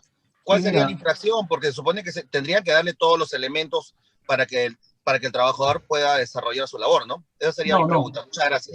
Gracias por la pregunta, Javier. Como había hecho digamos, la referenciación en cuanto al teletrabajo, en el teletrabajo sí existe la obligación de que el empleador le dé los mecanismos, los insumos y las herramientas necesarias al trabajador para que ejerza esta función. La excepción del trabajo remoto es que no. Más bien el trabajador es quien pone su material, justamente por la necesidad, por el tema de la urgencia, por el tema de la inmovilización social y todo este tema que engloba a la capacidad operativa de los empleadores para ir de casa en casa a decirle, bueno, te voy a poner a trabajar. La norma del trabajo remoto sí establece esa excepción, que el trabajador más bien pone a disposición del empleador sus herramientas para el ejercicio de sus funciones, en este caso para la prestación personal del servicio. Genial. No sé quién era el otro colega que estaba... Al doctor Morante, doctora. ¿Cuál? Al doctor Jorge Morante. Ok, ahí le activo. Ya puede activar su audio, doctor. Doctor Morante. Aló. Buenas Escuchamos. Buenas noches, buenas tardes.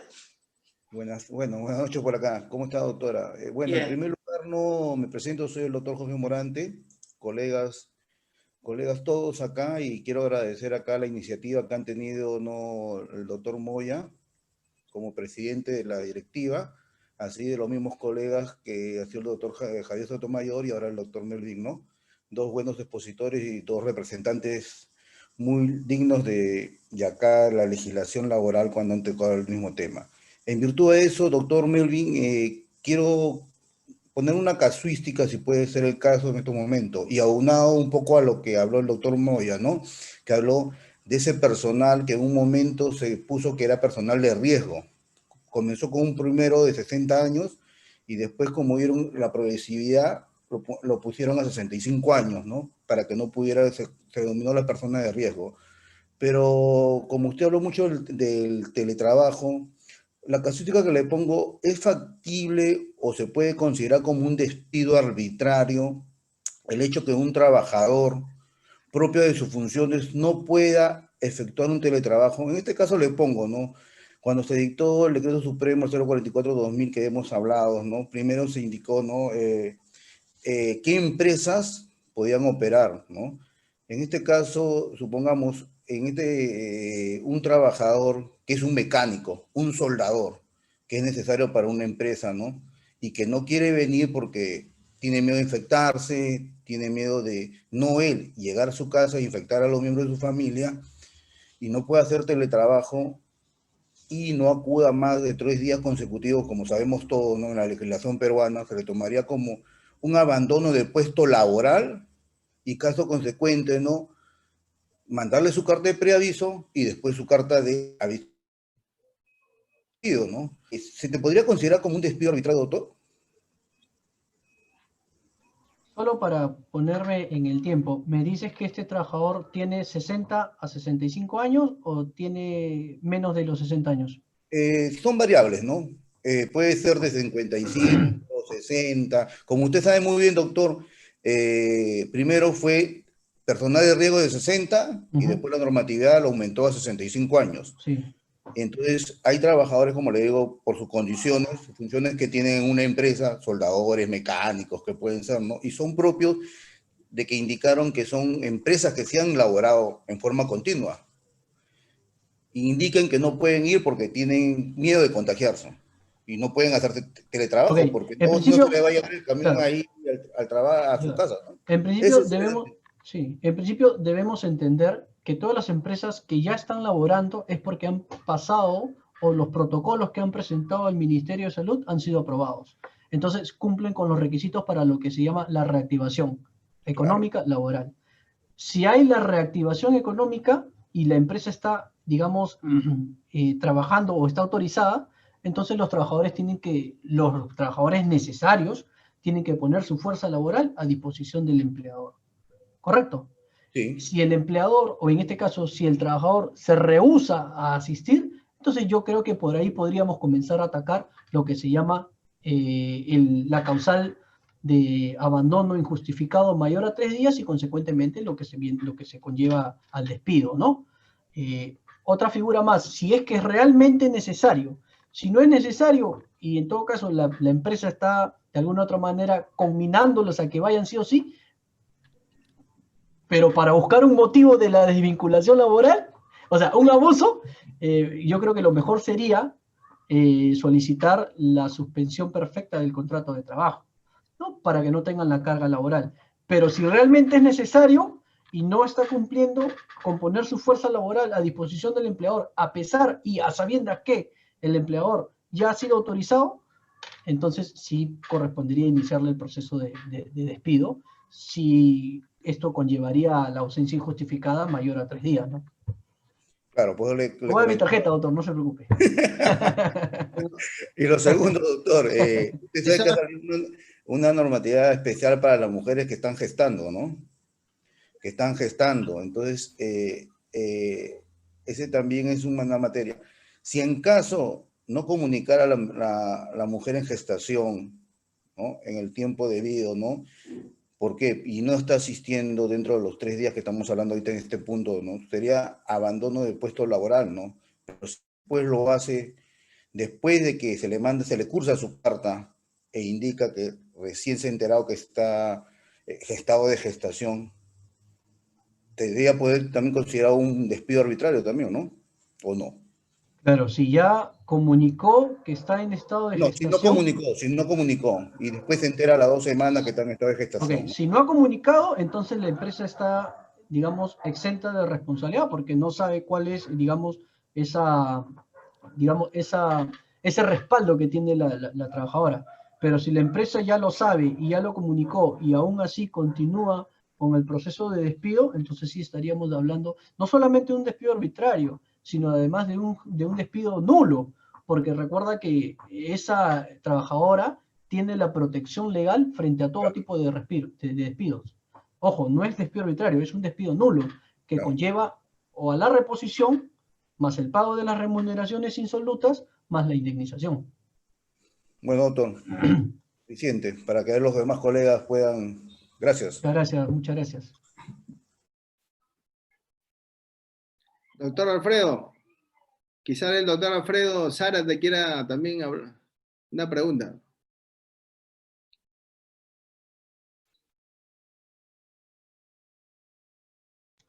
Bueno, solo espero que haya sido...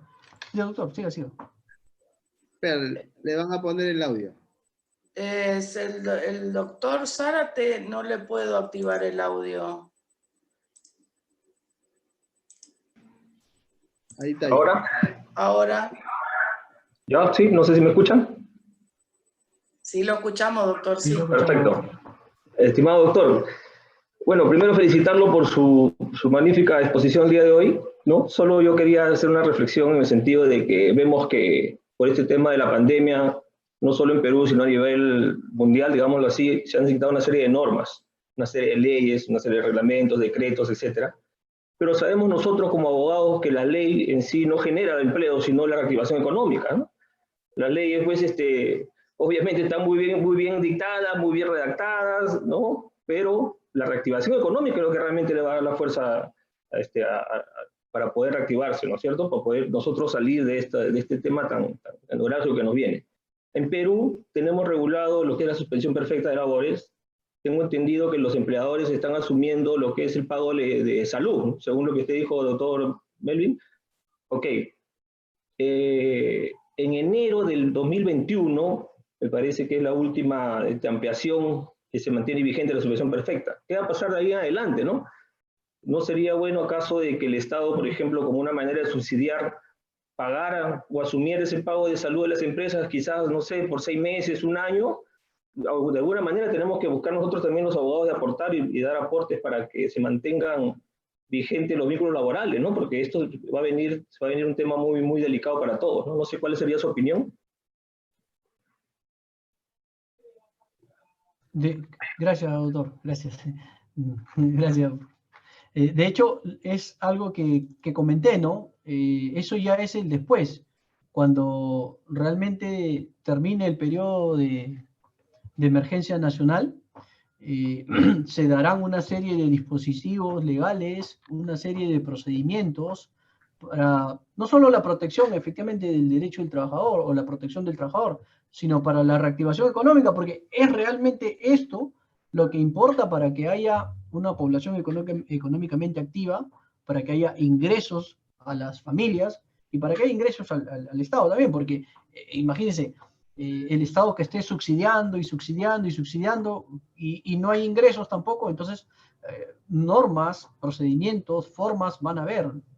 Por eso dejé este espacio en blanco, porque de alguna otra manera necesitamos el apoyo, no solamente de los abogados, sino de los economistas y otras profesiones más, que nos ayuden de repente a plantear ideas de qué es lo que realmente se necesita para el después, cuando termine este periodo de emergencia nacional. Mucha gente va a estar desempleada, muchas empresas cerrarán, realmente algunas empresas se someterán al proceso concursal, tendrán alguna normativa especial para reactivar y no pasar por ese procedimiento concursal anti-Indecopi.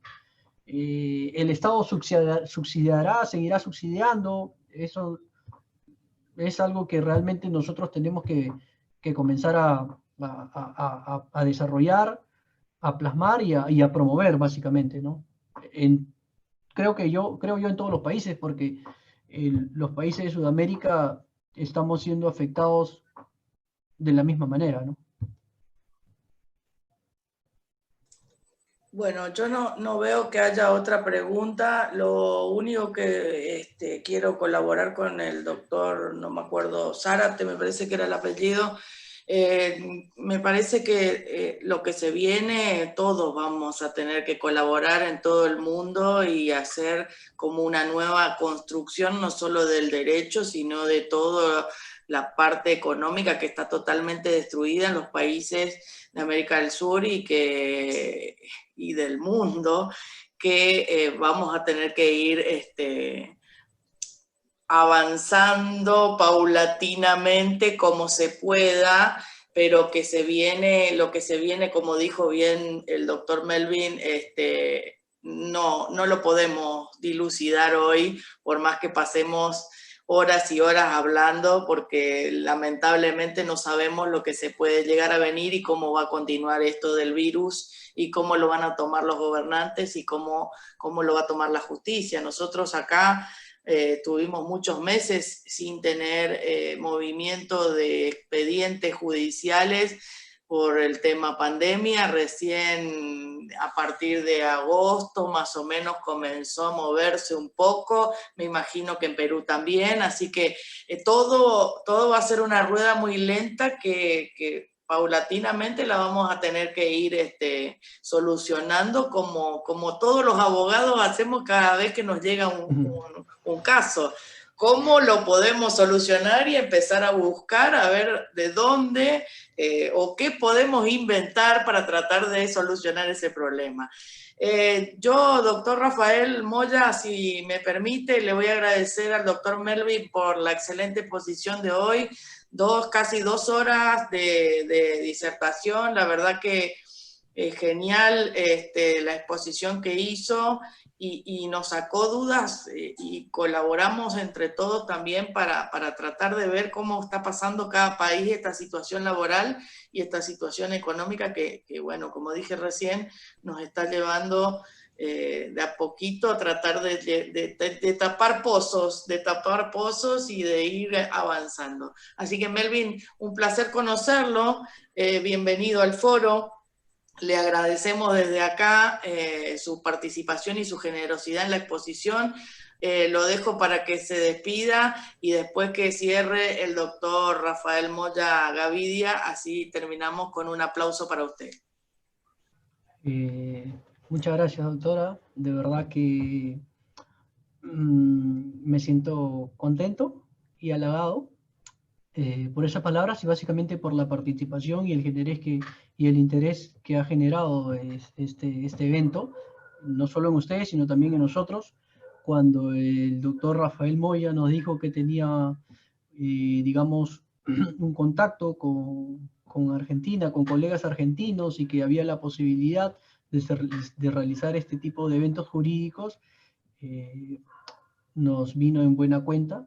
De hecho, estuvimos muy contentos y bueno, participar es uno de nuestros mayores gustos en este tipo de eventos y aquí estoy yo para cuando me quieran invitar de nuevo, no lo duden en hacerlo. Muchas gracias, espero que mi exposición haya caído en buena cuenta, haya sido interesante y hemos aprendido ambos, o sea, me refiero a ustedes y nosotros. Y nada, agradecer nuevamente y ahora le dejo la palabra al doctor Rafael Moya. Muchas gracias, doctora. Muchas gracias a todos los doctores y colegas argentinos, a mis amigos y colegas también de aquí de la Asociación de Abogados. Gracias. No, para para unirme pues a esa felicitación, estimado Melvin, ¿no? Y decirle pues, ¿no? A todos los que estamos en esta conexión, ¿no? De que con la doctora pues Alejandra Rupérez efectivamente tuvimos, ¿no? Un acercamiento para poder dar esta clase, ¿no? de conversatorios, si podríamos decirlo así, ¿no? Y qué bueno, ¿no? Porque ya están, creo, brindando sus frutos, ¿no? Es la segunda, ya se viene la tercera, también con el doctor 40, ¿no? Y por ahí posteriormente cierra este fin de mes con el doctor Javier Sotomayor. No, pero eso es lo que queríamos nosotros buscar, ¿no? En principio, ¿no? Buscar eso, ¿no? Un intercambio, ¿no? De temas jurídicos entre ambos países, no conocernos un poco más y sobre todo en el escenario que nos estamos encontrando, ¿no? En este tiempo de pandemia. Y bien, ¿no? Hoy día ha salido una interrogante muy buena, ¿no? El tema, ¿no? Del después, ¿no?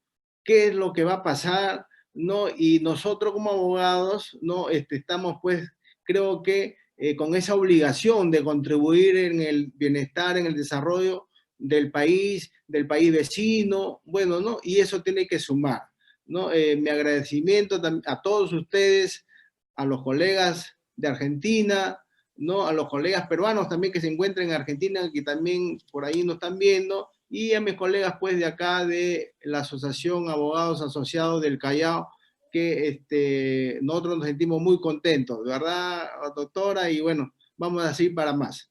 Gracias a ustedes. Para terminar, y no sé, porque acabo de verla, está con nosotros también otra de nuestras disertantes de acá del foro, la doctora Gabriela Giampa, que es especialista en Derecho de Familia, pero sin embargo está participando con nosotros hoy, porque una de las cosas que nos había comentado en privado era que este intercambio entre colegas de otros países está bueno y es enriquecedor para que todos aprendamos.